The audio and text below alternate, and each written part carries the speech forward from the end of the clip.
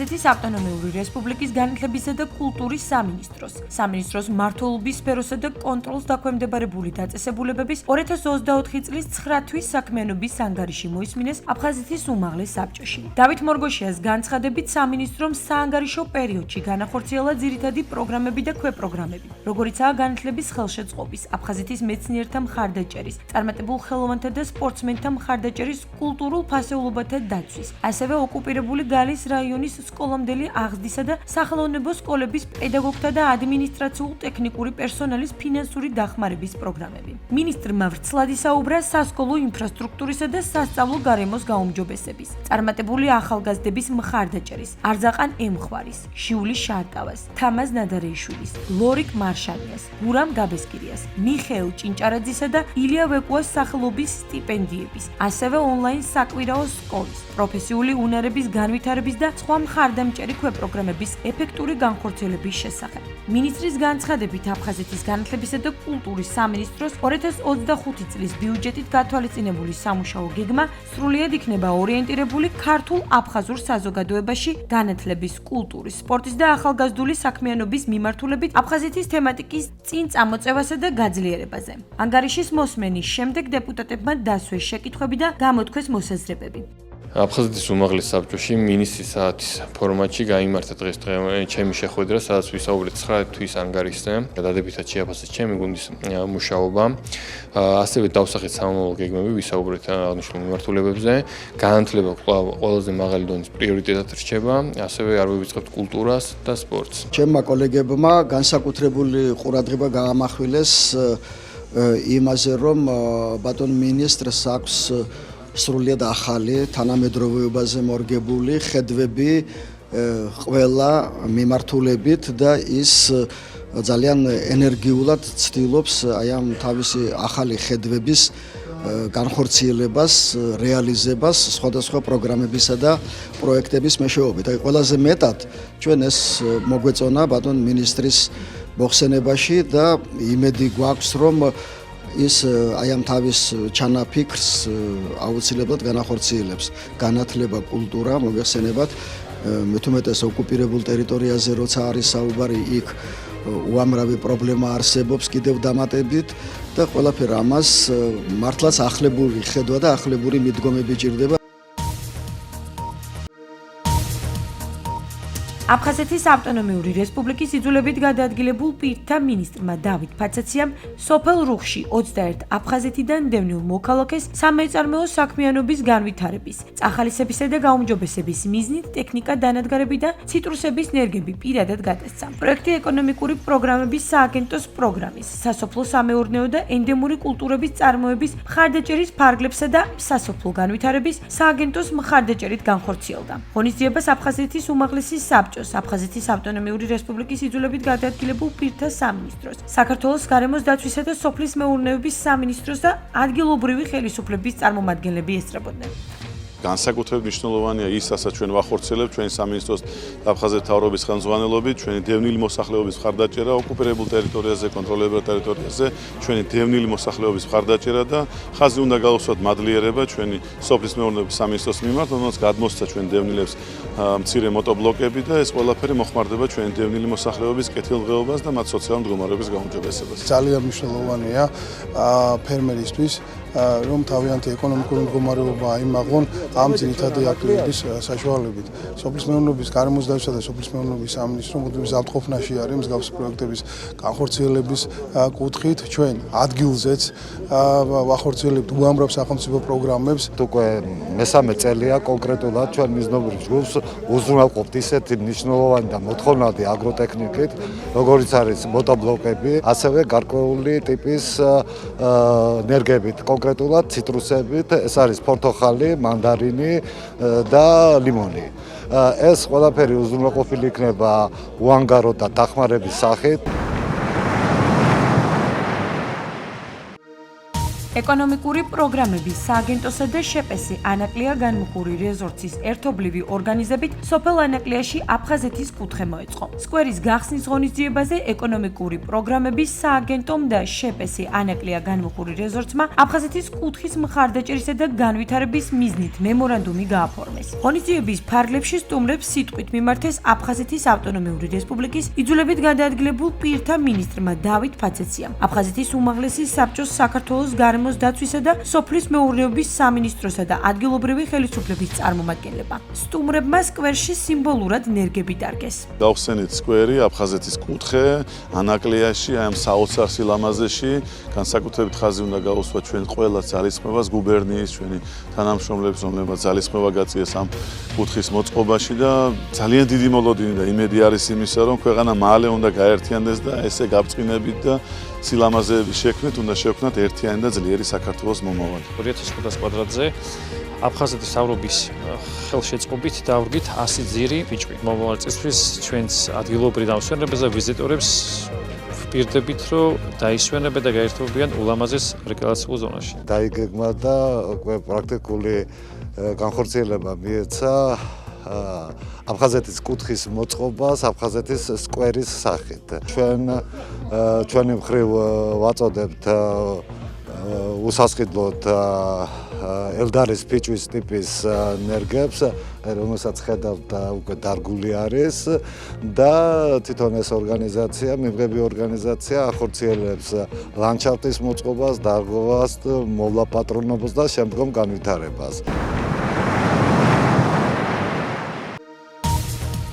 არტ გალერეაში აფხაზეთის ავტონომიური რესპუბლიკის მთავრობის თავმჯდომარესთან არსებული გიორგი შარვაშიძის სახელობის პრემიის 2024 წლის ლაურეატთა დაჯილდოება გაიმართა. გიორგი შარვაშიძის სახელობის 2024 წლის პრემია აფხაზ დავით ბოდღო ემხვარ სიკვდილის შემდეგ გამოქვეყნებული პუბლიკაციებისთვის, მხატვარ ამირან კუპრავას ფერწერული ტილოებისთვის, თამარ ბართაიას რომანისთვის, ფერფლი მწერალ თეა თოფურიას წიგნისთვის, იაკობის ჭამი ენიჭათ. ლაურეატებს დიპლომები აფხაზეთის ავტონომიური რესპუბლიკის განათლებისა და კულტურის მინისტრმა დავით მორგოშიამ გადასცა. გიორგი შარვაშიძის სახელობის პრემია 1995 წელს დაარსდა. 2 წელიწადში ერთხელ ცხადდება და ლიტერატურის, მეცნიერების, პუბლიცისტიკის და ხელოვნების დარგში შექმნილ განსაკუთრებული ეროვნული ღირებულებების მქონე ნაწარმოებებს ნაშრომს ენიჭება. დაჯილდოების ცერემონიას გიორგი შარვაშიძის პრემიის კომისიის წევრები, ხელოვნების სფეროს წარმომადგენლები და სამინისტროს თანამშრომლები ესწრებოდნენ.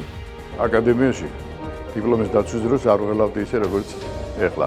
ეს იმდენად საპასუხისმგებლო ამოცანა იყო ჩემთვის. თუმცა მე ამ თემაზე წინა წლებშიც მიმუშავია ბატონ დავითთან ერთად. მაგრამ ეხლა ეს იყო სულ ახალი კუთხიდან ახალი ამოცანა. თბილისში ნამუშევრის გამოფენა არც ისე ადვილი საქმეა და თან თემატურის, მაგრამ ვფიქრობ, რომ შეიძლება დაგვარად გავართვით თავი.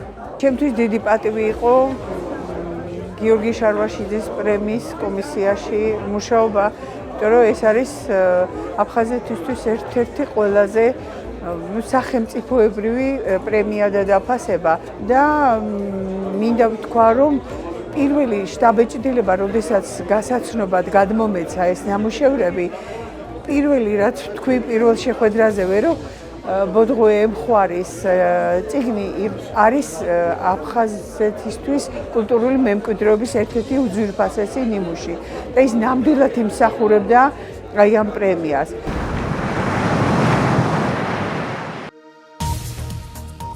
აფხაზეთის ავტონომიური რესპუბლიკის განათლებისა და კულტურის მინისტრი დავით მორგოშია სამინისტროს პროგრამის ფარგლებში დაფინანსებულ აფხაზეთის წარმატებულ სტუდენტებს შეხვდა. დავით მორგოშიამ ჟიული შარტავას, ილია ვეკუას, თამაზ ნადარეიშვილის, გურამ გაბესკირიას, მიხეილ ჯინჭარაძის და ლორიგ მარშანიას სახელობის 2024-2025 სასწავლო წლის სტიპენდიანტებს შესაბამისი დიპლომები და სამახსოვრო საჩუქრები გადასცა. შეხვედრას ასევე სკოლის შემდგომი განათლების მხარდაჭერის ხარდაჭერის პროგრამაში მონაწილე ახალგაზრდები ესწრებოდნენ. მინისტრმა სტუდენტებს მიღწეული წარმატებებისთვის მადლობა გადაუხადა და აღნიშნა, რომ სამინისტრო სამომავლოდ დევნილ ახალგაზრდებზე კიდევ უფრო მეტად მორგებული პროგრამების შემუშავებას გეგმავს.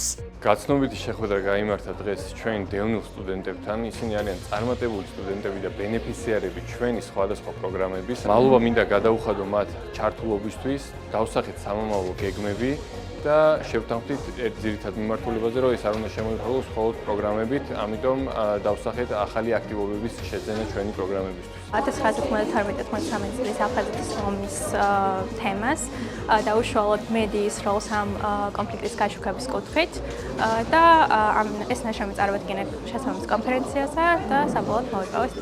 ვფიქრობ, რომ ძალიან კარგია მსგავსი ტიპის შესაძლებლობები, განსაკუთრებით ახალგაზრდებისთვის ეს არის мотиваცია იმისთვის, რომ უფრო მეტად მოინდომონ წინსვლა. ოკუპირებული აფხაზეთის ეგრეთ წოდებულმა პარლამენტმა რუსეთთან საინვესტიციო საქმიანობის შესახებ შეთანხმებას მხარი არ დაუჭირა. დე-ფაქტო დეპუტატების უმრავლესობამ ეგრეთ წოდებული შეთანხმების რატიფიცირების წინააღმდეგ მისცახმა. აღნიშნულ დოკუმენტს მოსკოვში 30 ოქტომბერს ეგრეთ წოდებულმა ვიცე-პრემიერმა, ეგრეთ წოდებული ეკონომიკის მინისტრმა და რუსეთის ეკონომიკური განვითარების მინისტრმა მაქსიმ რეშეტნიკოვმა ხელი მოაწერეს. 15 ნოემბერს კი ოკუპირებული აფხაზეთის დე-ფაქტო პარლამენტს საინვესტიციო საქმიანობის შესახებ ეგრეთ წოდებული შეთანხმების რატიფიცირება უნდა მოეხდინა. თუმცა საკითხის განხილვას ოპოზიციის წინააღმდეგობა და სოხუმში ვითარების დაძაბვა მოჰყვა. შედეგად დე-ფაქტო პრეზიდენტი ასლან ბჟანია და ეგრეთ წოდებული პრემიერ-მინისტრი ალექსანდრ ანქვაბი დაკავებული თანამდებობიდან გადადგნენ. დე-ფაქტო პარლამენტში ეგრეთ წოდებული საინვესტიციო საქმიანობის შესახებ შეთანხმების რატიფიცირების ჩავარდნის ფაქტს ქართველი ექსპერტები გამოეხმაურნენ. ისინი მომხდარს რამდენიმე ვერსიას უკავშირებენ. ამ ინვესტიციებზე უარის თქმა გამოწვეულია ერთის მხრივ მოახლოებული არჩევნებით,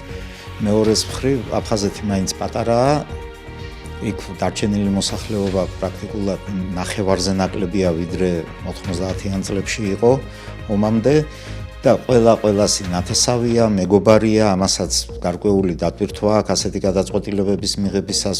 რუსეთმა უკვე გააჟღერა, რომ წყვიტავს დაფინანსებებს განსაკუთრებით საბიუჯეტო სექტორში და მის მიერ გადმოდინებული თანხები ზუსტად ამ სექტორს ხმარდებოდა. მაინინგების თემა ისევ წამოწეულია და რეალურად ისეთ ციფრები სახელდება, რომ 100,000 მაინ აპარატზეა საუბარი აფხაზეთში, ასეთ პატარა აფხაზეთში.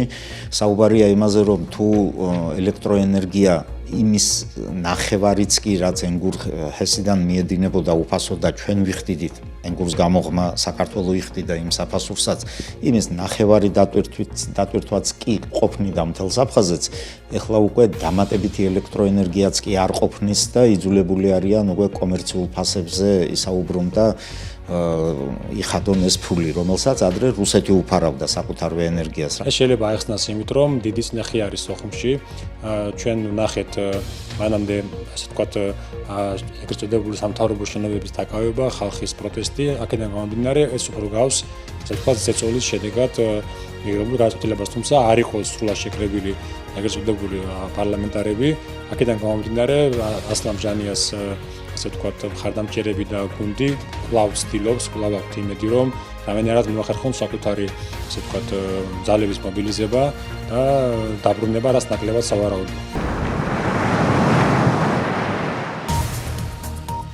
საქართველოს ხელნაწერთა ეროვნულ ცენტრში ჯემალ გამახარიას წიგნის პრეზენტაცია გაიმართა. პრეზენტაცია სასულიერო და საზოგადო მოღვაწის წმინდა მღვდელმთავარ ალექსანდრეს 200 წლისთავისადმი მიძღვნილ სამეცნიერო კონფერენციაზე შედგა. გორის მაზრის სოფელ დისევში, ხუდლის ოჯახში გაზრდილმა წმინდა ალექსანდრემ განსაკუთრებული ღვაწლი დასდო ეკლესია მონასტრების აღდგენა განახლების საქმეს. აღმშენებლობითი საქმე აფხაზეთიდანვე დაიწყო. სოხუმში 2 ეკლესია აღადგინა. სასულიერო მოღვაწის ღვაწლი და მოღვაწეობა სრულიად საქართველომ დააფასა და მას აფხაზეთის მეორე მოციქული უწოდა. უმაღლესი საბჭოს თავმჯდომარემ წიგნის ავტორმა ჯემალ გამახარიამ დამსწრე საზოგადოების წინაშე წარადგინა მოხსენება მისი წიგნისა და წმინდა მღვდელმთავარ ალექსანდრეს მოღვაწეობის შესახებ. დამომსვლელებმა ხაზი გაუსვეს წიგნის ეროვნულ და სახელმწიფო მნიშვნელობას. მადლობა გადაუხადეს ჯემალ გამახარიას ისტორიული ნამუშევრისთვის. ქვეყნისა და ერის წინაშე მას უზარმაზარი წვლილი მიუძღვნა. შეუძღვის როგორც მისიონერს და როგორც პედაგოგს და ქველმოქმედს. ეს მისი ქველმოქმედება ეს კიდევ ცალკე თემა არის, რომელიც მეტნაკლებად შესწავლილია და ქართულმა საზოგადოებამ ვინც ამით ინტერესდება, იცის ამის შესახებ.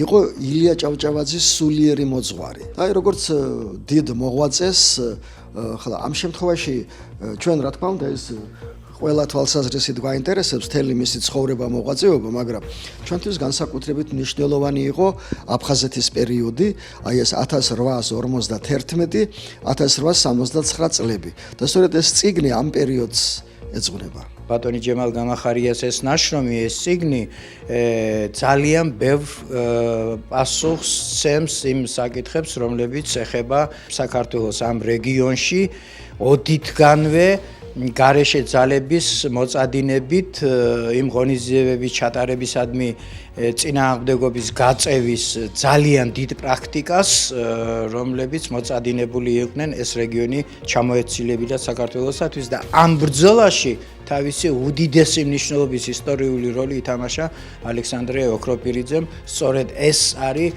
ფაბულა და ასე ვთქვათ ლეიტმოტივი ამ დიდებული სამეცნიერო ნაშრომისა და მე ვფიქრობ, რომ ის ისეთი ტირაჟით არის გამოსვლა, რომ რესპუბლიკის სხვადასხვა ბიბლიოთეკაში და ევროპის სხვადასხვა ბიბლიოთეკებში აუცილებლად თავის ადგილს დაიკავებს.